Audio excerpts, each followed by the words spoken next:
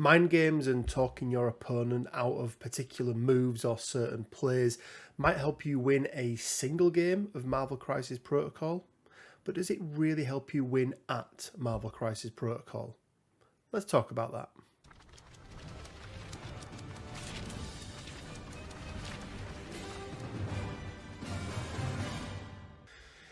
Hey guys, Rich from Richmond Gaming. Hope everyone is doing fantastically well. Well, I had a great weekend. I did my first ever 2-day event over in Stockport at Element Games, run by Tony Moore. Really good event. First day went as planned, went 4-0, came up against some really stiff competition. I'll talk about some of those in a moment. But then day 2 didn't quite go as planned. Came up against Kahal and his X-Men on the first game of the day. And he absolutely outplayed me. And outdiced me. His defense dice were just absolutely phenomenal. Came up then against Quinn. You guys all know Quinn from the channel, so my Guardians against his Avengers. And it was a win for Rich. I think that puts us now 2-2 or 2-1, something like that in IRL games. Maybe even 2-2, I think. I think we've played each other 4 times in real life. So it's 2 apiece at the moment. But with the way everything went, it took me through to the final table where I got to play Pat Dunford. Pat Dunford from across the Bifrost. Absolutely solid guy. Really good MCP player. I actually played his counterpart last week, TT, in the TTS League. So Pat and TT host the Across the Bifrost podcast and indeed YouTube, and I'll put a link down in the description below for the YouTube channel because I do some really good stuff on there as well. And it was a Guardians versus Guardians, and it was a super tight game. 4 victory points each into round 1.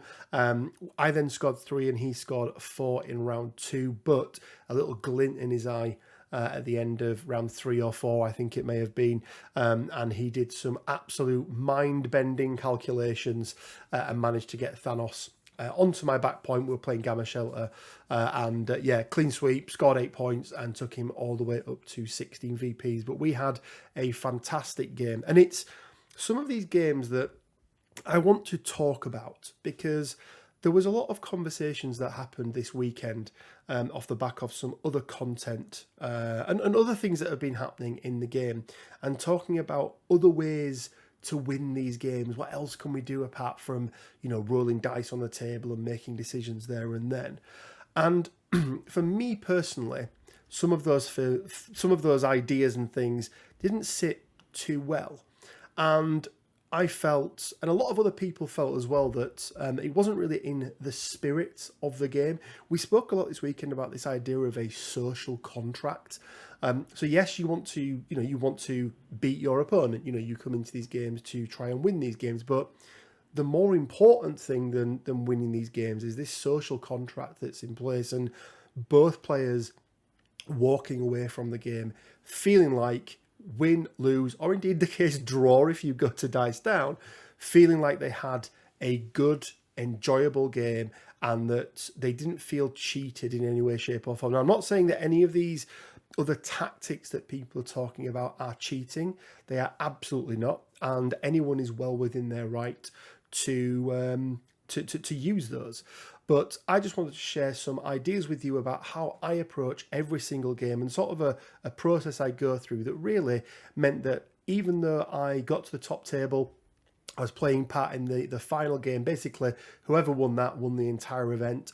I lost that game, and it meant I dropped down to, I think, 6th or 7th or something like that.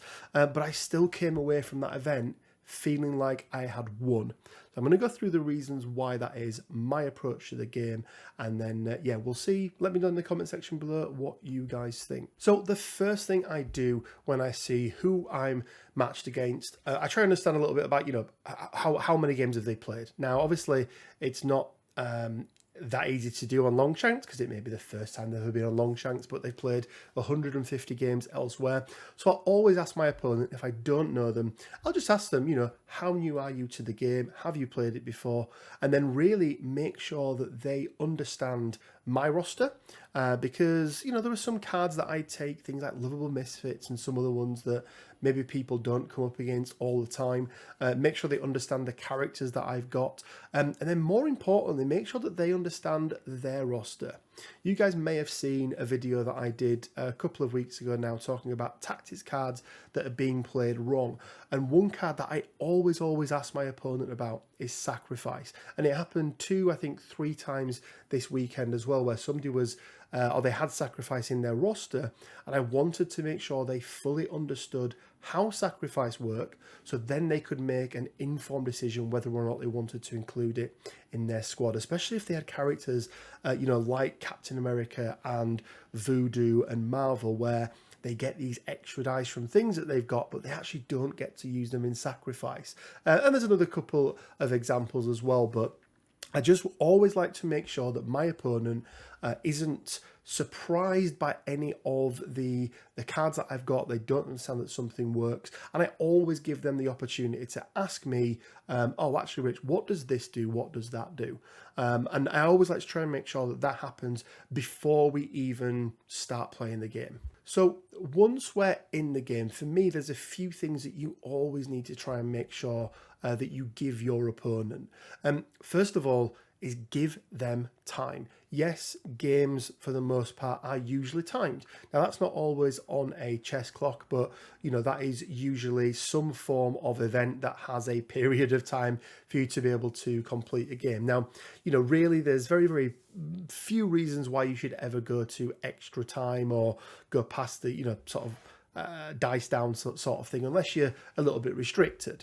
But even so, give your opponent the time they need to be able to do things. Now, what I'm not saying to do is, do something and then stop and look at your opponent and say, would you like to do anything now? But at least give them that 2, 3, 5 seconds of time to just take in what's happened and then retaliate if needed. That's all I'm saying. I think sometimes people are a bit too quick to go, I do this and then do this, and then, okay, no takebacks, you can't do that sort of thing. I think just giving your opponent time. There are so many moving parts in this game, especially when you start looking at rosters like Convocation and some of these other ones where there's so many different things on there. Just give your opponent time. And then I'm going to say the flip side of that is don't take too much time either. Don't take 5 minutes over a decision. Unless it's on chess clocks. If it's on chess clocks, then I think that's absolutely fine. You've got your own time, and once your time has run out, that's it. There's nothing else left there. But if it's not, and you taking longer and longer could result in a dice down. It doesn't quite give your opponent time to make their all plays. That's going to leave a bad feeling, and intentional or not, that means that player that you played against, if it does result in a dice down, and it does result then in either them losing the game or them drawing the game, where they maybe think they could have won it if it had gone to the 4th, 5th or 6th round, someone's going to walk away from that game feeling not great. So you want to try and avoid that at all costs if possible. I now want to talk about takebacks and rewinds. And for me, there are a few different scenarios for this, and it's really going to depend on the type of game that you are playing. For me, there are 3 levels of game, if you like, or maybe even 4 actually. You've got a beginner game, right? You're giving somebody a beginner a demo game. You let them do the takebacks, and actually what you do in those games is you not only let them do the takebacks, you actually stop them doing something and ask them and explain to them that there are maybe some other things that they could do. But I think we can push those games to one side for a moment, because I think they're almost, they're exclusively for that sort of game. You've then got a casual game. For me, casual games, you can agree beforehand whether you want to make a casual game competitive or not. But if you're playing a casual game and you're working through a roster, and you're working through a new affiliation, you're trying out new things, takebacks, rewinds, absolutely fine, guys, right? I move my character to here, and then just as I lift up my hand, I realised, oh man, I really wanted to move them there. You know, I wouldn't expect it in a competitive game, but most definitely in a casual game, and that's something that you should be allowing your opponent to do. I want to talk about in particular, however, competitive games. And I've seen that there are really two approaches that people have to competitive games. The first one is absolutely super competitive, do not give an inch whatsoever, and you play to, not to the letters of the rules, because you should always play to the letters of the rules, but you don't give your opponent breathing space or any not advantage, but any sort of errors in judgment or anything like that. And I've got to be honest, guys, I hate those types of games. I absolutely hate those types of games. And I want to use a couple of examples here of what I think is a very competitive game. So for me, there's two levels of competitive, right? You've got your, your Friday night, pay to turn up, or even little local event with 12 players where, yes, you might have paid 5, 10 pounds, something like that to join an event. And there's prizes at stake, but, it's really between a group of players that, sort of 12, 15 players, something like that. That's your sort of first level of competitive. You've then got the event that we were at the weekend, where it's a big event. It's, it is most definitely the most competitive event, at least we've had in the UK. I would argue with, the caliber of player that was there, maybe even in the world. But yeah, so we had, 60 players there this weekend, and there's a lot on the line, right? There's a lot on the line. People were there playing for their own personal pride. People were there playing for their own, repping their region. And there was a lot on the line for people. Not only that, there was some fantastic prize support that was in there as well. So for me, the event we had this weekend was the most competitive event that I've seen in Marvel Crisis Protocol to date. People made a big investment in it. They travelled from all over the country. They paid for accommodation for 1 or 2 nights. So people wanted to get the most out of it. And I still approach this game in the way that I would any other game, and my opponents did as well. So I want to run through a couple of examples, and I want to take the top table experience I had with Pat, because that's the final game of the day. It's the top table. Whoever wins that game wins the entire event. So everything is on the line. I want to add here as well, at this point, I was 5-1. Pat was 6-0. It's just the way that it worked out. I had everything to win. Pat had everything to lose.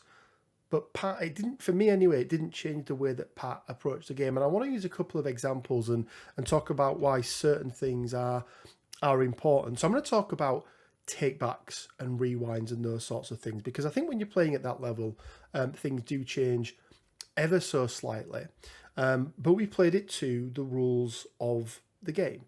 So if I was to have moved a character and then, put that character down, and that's it. They've moved. I've made my decision. If something else happens in between, I can't then go, oh no, I forgot to do this. Do you mind? I wouldn't ask to do that, nor would I expect Pat to have let me, and I do believe vice versa. However, there are a couple of scenarios I just want to talk through, and one in particular was I went to go and play Lovable Misfits, right? So I said, I'm going to play Lovable Misfits. I'm going to spend a power on Rocket, a power on Star-Lord. I realised the character I wanted to play with was Groot. I didn't have a power on him. And I thought, okay, well, what do I do here? I actually don't know the letters of the law, or the letters of the rule, but this is where that social contract comes into play and why it's so important that we have this in place. So I made that declaration. I'm going to play Lovable Misfits. I realised I couldn't actually play it in the way I wanted to play it. Now, this had no impact on Pat whatsoever. He hadn't then taken his turn, or I hadn't, rolled 3 lots of dice and then realised I couldn't do the 4th because I didn't have a power. And Pat just said, "Oh, Rich, just take it back." And I was like, "Dude, are you sure?" He's like, "Yeah, absolutely. It makes no difference in the game." There was another example where I had, we were playing Gamma Shelter, I think, as I mentioned, and I had Star-Lord on my back point. He was within 1. He moved up, did a medium move up, and then spent, whatever it was, like 5 power for a full auto with a hit and run. And, I do my full auto hit and run. I don't know what the results of the dice were. That's not the important part. And I move Star-Lord back. And I say, so yeah, I'm now going to move Star-Lord back, so he's back within 1 of the back point, and I put him there. And then this must be, I think then Pat had a turn, or Pat was in the middle of his turn. Then I don't know if I'd knocked my figure, if Pat had knocked my figure. I don't know if I just not placed it within the right space. But I looked at the board and sort of went, he's not within 1. So I said to Pat, I said, "Look, I've just realised Star-Lord is not within 1. If that's it, because it's a move, right? I've dropped him, I've moved him back to where he is, let's say." And I said, "Look, I'm happy to keep him there." And he was like, "Absolutely not. You told me your intent, and your intent was well within what you could do in the game. So absolutely fine, Rich." Now, first of all, hats off to Pat for that. But second of all, I just want to say that I think there's some unique scenarios where that doesn't work. If you are trying to measure, if you're having to eyeball something, so in that case, I had my range 1 finder and my medium tool. I'd moved away from the point, so I could always get back. That was never a problem. If you have to eyeball something, so if you're trying to move medium, and then you want to be within range 3 of this thing and range 2 of this thing, and you don't quite make it, even though you could, I do believe in a competitive game that is on the other player. That's on you making the move, and I don't think you should ask for takebacks, and I don't think your opponent should give you them, and I don't think that you should feel obliged like you should get them. So that's just a point there. But again, hats off to Pax. He said, "Rich, you told me what you were doing.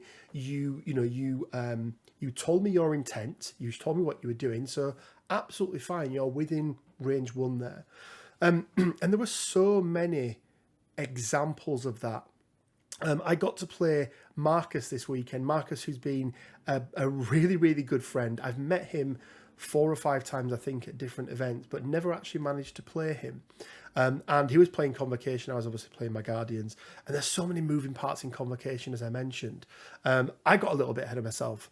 And he just said, "Rich, do you mind if you just give me, a couple of seconds just to work it out?" I'm like, "Mate, absolutely fine." Because I get it in my head, right? Once I'm playing, Lovable Misfits with Deadly Dew, and I'm doing this here and this here, I start, get ahead of myself. And, sometimes we have to be respectful that our opponents maybe need that little bit of time to think. Hammers.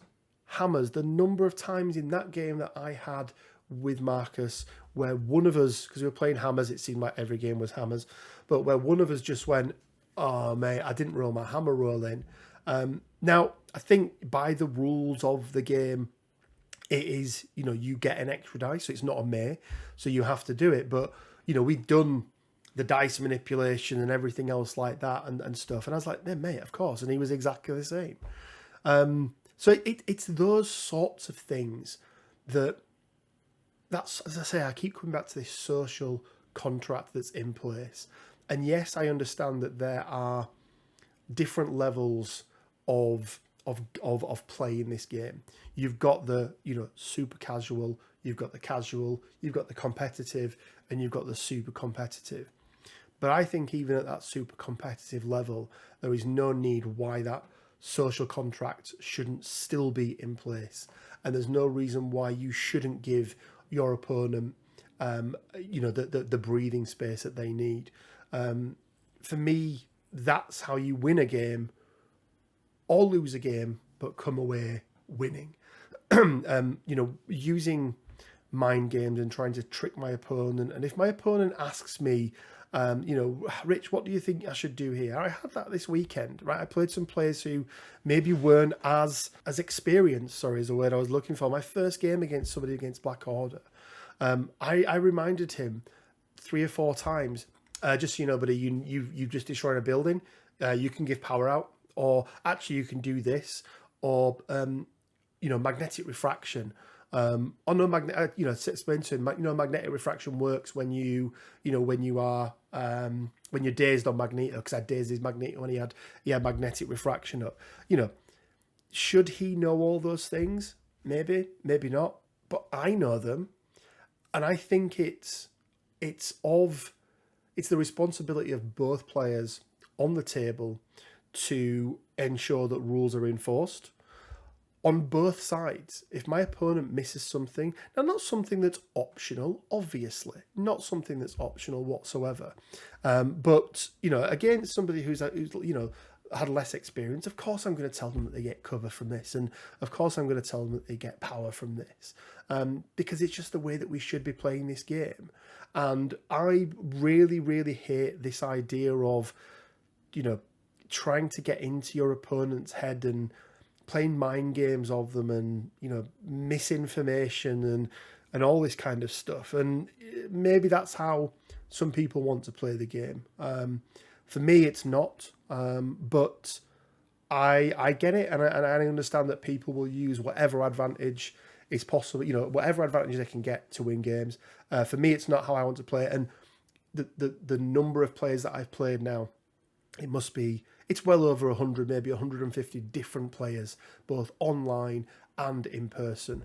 And that's not how people want to play, especially in person. And I'm going to leave with one last thing here, guys, because this is, for me, the most important thing about any sort of game that you play.